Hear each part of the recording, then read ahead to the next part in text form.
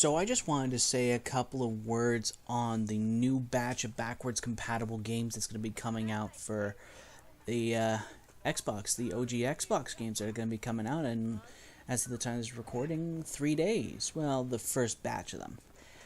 I was really excited to hear about this, that they were going to be talking about it on Inside Xbox, and once the actual event started going, and once we saw what we were going to be getting, I thought that it was a great takeaway. There were so many good games, so many great games that were part of this wave.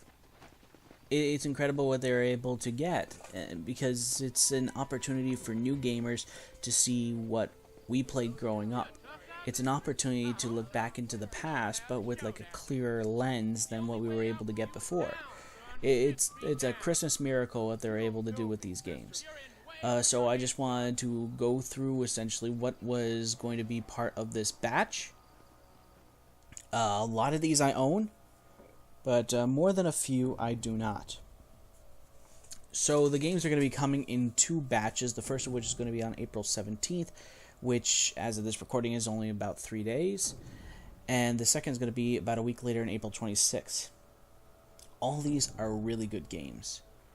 So the first of which is going to be Blinx the Timesweeper. I own this game. I have it right in front of me. I have pretty much all the games I know I own for this right in front of me. So Blinx the Timesweeper. This came from an interesting point in Microsoft's development cycle where they were really looking for their own mascot before they really settled on the Master Chief. It was a cute game that was kind of unique at the time. It's really aged by this point. 2002 they made this game. But I enjoyed it.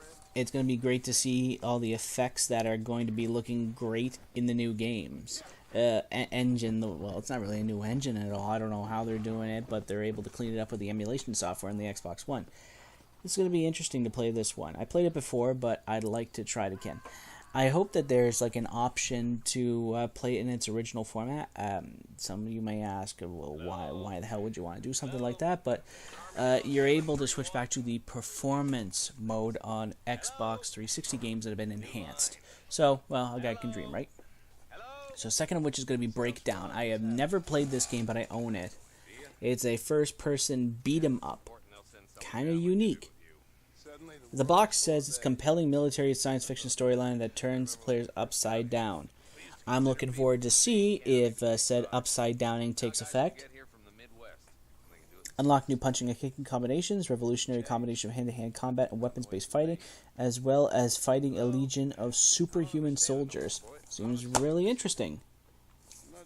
Seems really interesting indeed. I mean, like, I can't wait to play it. I know nothing about this one, so I have no opinion to give on it. But the third of which is Conquer Live and Reloaded. This is probably my most valuable game. Probably the single most valuable game that I own from this era. $89.99 was a sticker price. That's the... in Canadian dollars. Lovely. This one was not cheap to get, but I'm happy I managed to get my hands on this one. Conquer Live and Reloaded. That's one that I sort of was hoping would be part of this batch. Well, I thought from the beginning that it would be really cool, because this was the one that was really big back in the day. And by this point, I'm thinking to myself that maybe Microsoft can use this as a way to gauge interests in these older franchises, so that maybe, just maybe, they can use these to influence the decision of whether or not they can perhaps revive some of these series. That's my hope anyway, that sometimes it's good to look back to go forward. It's just retrospective history. So the third of which is a classic, Morrowind. So the box I have in my hand right now is actually the second copy of the game I've ever bought. The first of which, I lost a disc a while back for that one. That was the special edition. It had Tribunal and Blood Moon on that.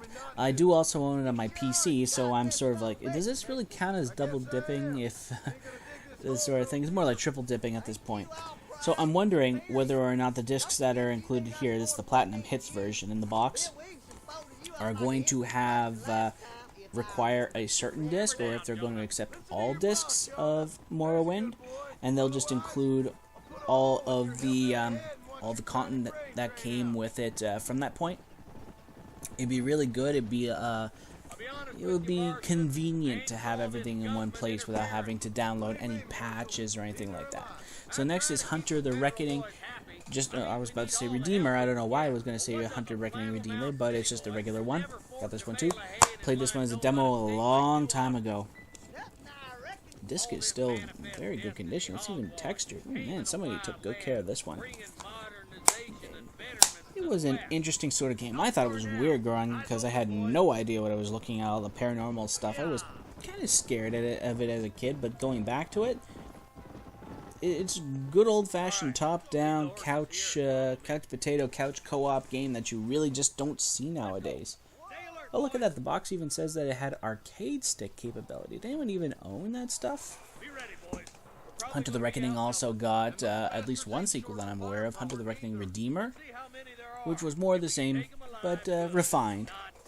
Next is Jade Empire, only on Xbox. Came from the wonderful people at BioWare. Well, wonderful people at the time, BioWare. Ooh, it's got a holographic cover because I managed to have the limited edition. I'm a big fan of anything that BioWare produced during this era. I played this one just a little bit, and I was really engrossed in the story. Like, they made a ancient Chinese setting very, very interesting, as well as trying to bring the morality concept that you found in Knights of the Old Republic into it. So weird looking at this, like knowing that there's like demos on disc. Forza Motorsport, Conquer Live and Reloaded, which I have, so no demo required. And Mech Assault 2. Wait a second, Mech Assault isn't part of this batch. We gotta be fixing that because I'm pretty sure Day One Studios, they did Mech Assault as well as Crimson Skies had Road to Revenge, which is very interesting considering how they got one and not the other. Next on the list, the last of the first batch is SSX3. I actually never played this one. The first one I actually played was SSX on Tour, which I really liked. I actually played Amped before that. So, I have no real opinion on SSX3, except it was part of the EA Sports wave of games, where they were really trying to push the extra chunkiness, the cool sports stuff. Music by Fatboy Slim. HDTV 480p. Oh, HDTV 480p. Dems were the days. It's going to be so interesting looking back at all this stuff. They probably won't fix the aspect ratio. I think aspect ratio is probably one of the tougher things that they can probably mess with. So that's the end of the first wave. The second of which begins April 26th. I actually don't have a lot of these games, but the ones I do have, I'm very happy that I held on to. So the first of which is Destroy All Humans. I don't believe I have that game. I played it back in the day just a little bit. I don't have much of an opinion on that one. But it looked weird, but it was kind of a good weird. It was sort of like a parody of the 50s, where you had a wide variety of strange weapons to sort of probe people mentally, steal the cows, do all that nonsense, grab people in your tractor beams and experiment on them. But for some reason it never appealed to me. Maybe I just like being the humans and not shoot the aliens, except the other way around in that game. Next is Mercenaries, Playground of Destruction. Man, rest in peace, Pandemic Studio. You deserved a much better fate. Actually, rest in peace, LucasArts as well, because they're on there too. It was an easier time back in the day. Just pure unadulterated destruction and shooting up North Korea. I mean, what's not to like about that sort of thing? Oh well, in any case, it was fun to play this. Playground of Destruction and Mercenaries 2, which I forget the subtitle to, was just a vast improvement. So I'm looking forward to playing this one again. But the next one, oh, these are the real biggies. Star Wars Battlefront. Oh man, my original box. I'm so glad I held on to this one. Except I don't have the instruction booklet. Well, can't beat them all. It's even got the original sticker that I bought it with. This was the Star Wars game. This is the real Star Wars Battlefront, this one. Not the one that EA was pushing. Once again, Pandemic and LucasArts. Pandemic did a lot of work back in the day, especially in conjunction with LucasArts. They were very, very good. Very, very good. Very, very well-rounded company. They did just a little bit of everything. Sorry to see that they are no longer with us. What a shame. See, this is how you do it. Campaign, Galactic Conquest, and you had online mode. Something I'm also hoping that it has. It includes the DLC. I think there was DLC. I think there were Jedi DLC that came with this. I can't quite remember. But in any case, I'm going to be looking forward to playing this one. But of course, when there's Battlefront 1, there's of course Battlefront 2. Sequel to the best-selling Star Wars game of all time. I would have made of all time just a little bit bigger. It's like a really, really good sequel. It's like Toy Story 2 to Toy Story 1. It's everything you loved, but more of it. A lot more. And look, there's even Droideka in this game. Where are those Droideka in the new game? Well, I mean, you give them energy shields. It's kind of sort of the same thing, but not really. It's just a little way to trample on your dreams and your childhood. Space combat, much more varied units. Fight as a Jedi, battle in space, play 16 new locations, including Mustafar and Coruscant. Engage in massive online battles. This was the game back in the day. If you were cool, you got this game. Actually, this game in particular, I believe I got this one. Actually, I got this at a Christmas a long time ago. Where the first game I actually got was Doom 3, but I thought Doom 3 is too scary. Can I exchange this game for something else? And my uncle went and got for me Star Wars Battlefront 2. And given how I still have it in my hands, I'd say that that was still a pretty good way to do things. And the fact that the value for this game has skyrocketed in like the last... How long has this game been out for? 2005. Ooh, 13 years. Sort of gone up. And the last one that I own... Actually, I don't have Jedi Academy. I've seen a copy of Jedi Academy floating out there. But by the time I probably even think of picking it up, it's probably going to be gone. So that's going to be like a complete wash off there. Oh, I didn't even talk about the other ones I skipped over. MX Unleashed, which is Motocross, MX Motocross. Haha, very funny. Which I never really had like a soft spot for those games anyway. So that's too bad, but I really don't care much for missing that one. And the other one is Europe only. Panzer Elite Action Fields of Glory. I know virtually nothing about that one, but I think it's like a tactical RTS style game, just going off what it seems. I can't really speak on that one. So Jedi Academy, which was a really good game. It was a pretty good sequel, like a sidequel to Jedi Knight 2, Jedi Outcast, which I'm really surprised isn't on this list given all the Star Wars games. Actually, I'm really surprised that there are a lot of Star Wars games, period, considering a lot of these draw heavily from the old lore, which we all know is kind of verboten when it comes to Disney nowadays. Disney had to have signed off on this since they're the major copyright holder for the Star Wars games. Really, really interesting the way that works. But Knights of the Old Republic 2, probably my favorite Star Wars games of all time. Out of everything. Jedi Knight 2, Jedi Outcast, Star Wars Episode 1 Racer, Episode 1 The Phantom Menace. Yes, I actually did like that game. I played a lot of it back in the day. Knights of the Old Republic 2 is probably my favorite, bar none. And the reason why is that this game goes out of its way to prove that not everything is hunky-dory in the Star Wars world. It was dark. It was brooding. It was very mature in its themes, given like corruption, conspiracy, and Chris Avalone's personal quest to kick the Jedi Order in the balls, and I think it succeeds brilliantly. I remember playing it back in the day thinking, wow, this is really dark, or it's like, this doesn't feel at all like Knights of the Old Republic 1, and going back and seeing Knights of the Old Republic 1 as being a very, very bright and sunny game compared to KOTOR 2. For a little while, I really wanted to just go back to KOTOR 1, but after playing Knights of the Republic 2 and starting to grow up and understand a bit more about it, I'll take this game over KOTOR 1 anytime, because KOTOR 1 has all the emotional depth of a Saturday morning cartoon. Knights of the Old Republic 2, this is like Planescape Torment writing. This is Chris Avalon. This is good old-fashioned Obsidian Entertainment, like pre-Bethesda Fallout. I still say that New Vegas is probably one of my favorites, though, when it comes to general writing in Obsidian. But Knights of the Old Republic 2, probably my favorite Star Wars games of all time. Really, really happy to see Sekuen. So, hey, maybe this is just me being optimistic, but maybe this could mean that we might be seeing, I don't know, a new game? Hazarding to say? I hope so. Okay, what else is on that list that I missed?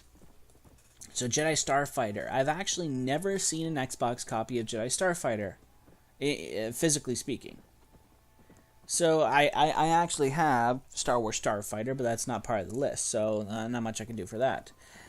And, but if it's anything like Star Wars Starfighter, it's probably going to be very, very good. I'll just buy that one digitally. And the next one is Star Wars Republic Commando. Another relatively mature and dark Star Wars game that focuses on Delta Squad, the group of clone commandos. Everyone loved this game. Everyone liked it. It was a departure from what we thought was a regular Star Wars game. It didn't have any Jedi. It was a first-person shooter, and a damn good one, with good squad elements. A squad that could think for themselves. Good dialogue, good characters, and despite being clones, everyone had their own personality. It was great, it was cool. I was quoting that game for forever when I was a kid, and I thought the weapons were really nice, and it was a different take on Star Wars. Really, really cool. I've never seen a physical copy of this game. I'm likely never to see one again, but that's okay with me. I'll buy that one digital. I actually own the one on Steam, but I'll probably double dip and get it for the Xbox. So those are all the games that are there. Those are going to be coming out on the 17th and the 26th. I would like to get as many as I can. Did I mention Full Spectrum Warrior? Full Spectrum Warrior is there.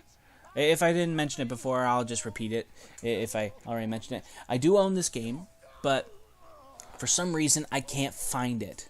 I bought this one recently. I brought it home, and it's probably sitting somewhere around here.